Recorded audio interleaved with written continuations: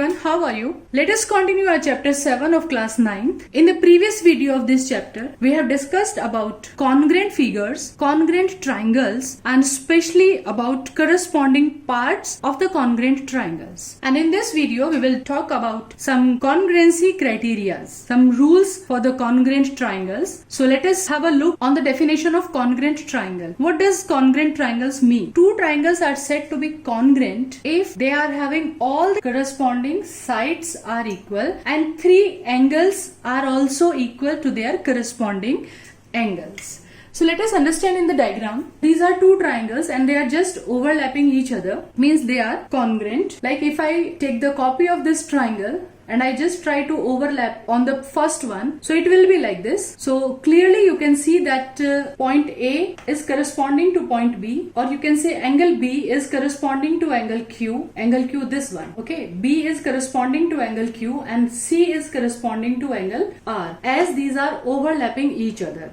So in this way, AB is corresponding to PQ, BC is corresponding to QR, BC is corresponding to QR, and AC corresponds to PR. So two triangles congruent means AB must be equals to PQ, BC is equals to QR, AC is equals to PR, means all the six parts of triangles are equal to the corresponding parts of the other triangle. Three sides equal to three sides and three angles are equals to three angles. This is the meaning of the congruent triangle. Two triangles are congruent means they are just equal in shape and size. Now these corresponding parts of congruent triangle, in short we used to write CP/CT, corresponding parts of congruent triangle. Okay, further we will use this term CP/CT. Now students, let us understand about this congruency rule, congruency criteria. Here it is axiom 7.1 and SAS. You might be familiar from these rules from your earlier classes, but let us recall them. Sas Congruence Rule. So what is the meaning of this rule is, two triangles are congruent, they will be congruent if two sides, any two sides, and the included angle, included means angle between those two sides, for which two sides you are talking about, angle between them, this is included angle. Okay, so two triangles are said to be congruent if two sides and the included angle of one triangle are equal to the two sides and again included angle of the other triangle. If these three things are equal, then triangle will become congruent. If these three things are equal, means all the six things are automatically equal. Okay, and proof of this rule is beyond syllabus limit of standard 9th, but we can verify this with the help of an activity. So let me explain that activity. According to this rule, two triangles are congruent if two sides. Okay, so we are just making two sides equal. This one side AB and one side PQ. This only line segment I have drawn. So what all we have to do, just make AB is equals to PQ. Draw AB is equals to PQ.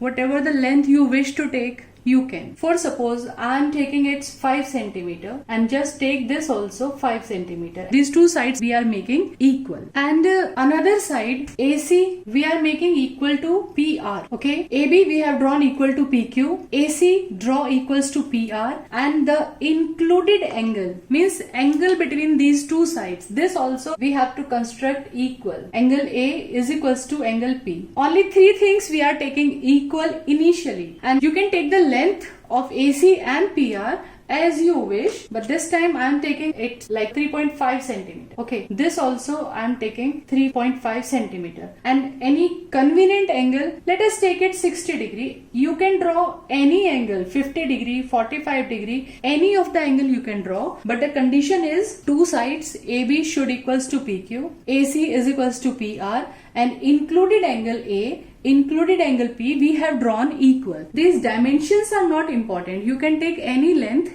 any angle. But now what you have to observe, just join the third side BC and measure it with the help of scale. So you will get the conclusion that we are getting BC is equals to RQ. These two sides are automatically they are equal. We have not drawn them equal. We have taken only AB is equals to PQ, AC is equals to PR, and angle A is equal to angle P. These three things we have constructed, and rest of the three things we will get equal automatically automatically. Okay, so after that, if you observe, you can repeat the same activity by taking different dimensions, and when you will measure the line segment BC and RQ, you will get that they both are equal. If you measure angle C, you will get it equals to angle R, and if you measure angle B and Q, you will be shocked that these three things are automatically equal. We have not drawn them. Further, to prove any two triangles congruent, we will just show only these three things equal. So for the verification, you can repeat this process many times. Take different dimensions, different angle, and every time you will get the same observation. All the three remaining things will be equal. Let us see another congruency criteria. This is ASA rule. As it's clear by name, side is in between two angles. Okay, so two triangles are congruent if two angles and included side of one triangle are equal. Two angles means angle P is equals to angle M, angle Q is equal to angle N. According to this condition, angle P is equals to M, angle Q is equals to N, and included side between these two angles PQ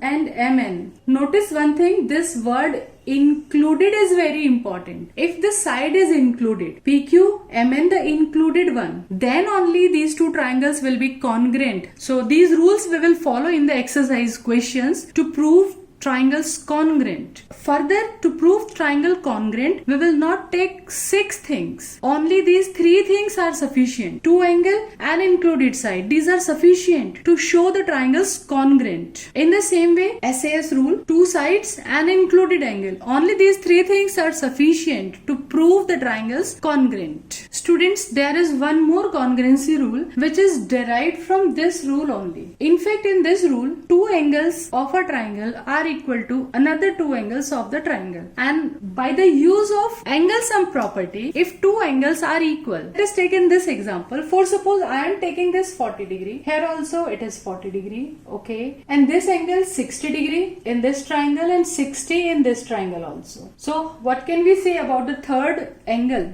By angle sum property, simply we have to calculate. This is 80 degree, and what can you say about in this triangle? Third angle is 80 degree. So it's an interesting result. If you are taking two angles of the triangle equal, then third one is automatically it is equal. So ASA rule, it implies the existence of AAS rule also. Means two angles are equal. Either two angles these two or two angles these two. Automatically third angle will be equal. So simply it can be converted into another form. Okay, so in future we will take ASA congruency rule and AAS congruency rule also. This is AAS is just same as ASA, and one more congruency rule we are very familiar with this, SSS means side side side. If three sides are equal, correspondingly three sides of one triangle are equal to three sides of another triangle, then obviously angles will also equal and they become congruent. So altogether there are 5 congruency rules. SAS rule we have discussed, ASA, AAS, SSS is quite clear. All three sides must be equal to three sides. And another congruency rule is RHS rule. Means in two right angle triangles, R for right angle triangles, H for hypotenuse. So if in two right angled triangles, so one angle is already equal, right angle. Another is hypotenuse. This hypotenuse is equals to this hypotenuse. They must be equal. Right angle, then hypotenuse, and S denote for side. Any of the side, either BC equals to QR or AB equals to PQ. Any one pair of side. Okay, so for this time let's take BC is equals to QR. So if you got this type of situation, then also these two triangles will be congruent, and this rule is applicable only in right angled triangle. Triangle ABC, congruent triangle PQR.